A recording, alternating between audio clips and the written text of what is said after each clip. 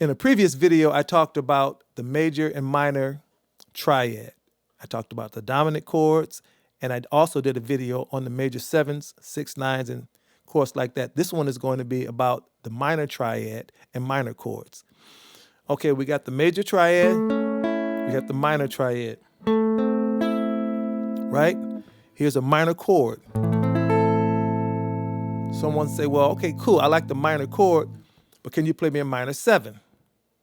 So you're gonna take and add the 7th, you're gonna flat the 7. So now you're in that triad, minor triad, and this is a minor chord, so this is a minor 7. Hear the difference? You have a dominant 7 in it. They say, well, I need you to play a minor 9. 1, 2, 3, 4, 5, 6, 7, 8, 9. You're gonna flat that 3rd.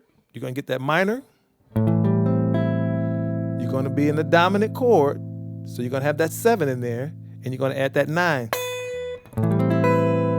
There's your minor 9. You can play this all over the neck. And you can get sweet with it.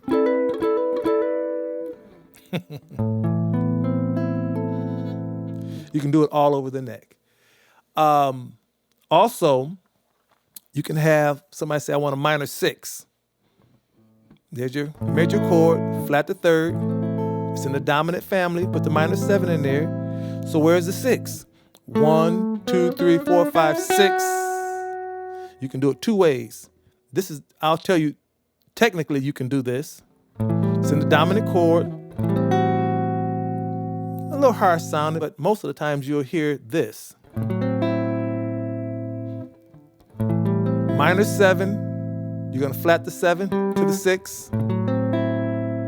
The root still stays the same. That's a minor 6, right?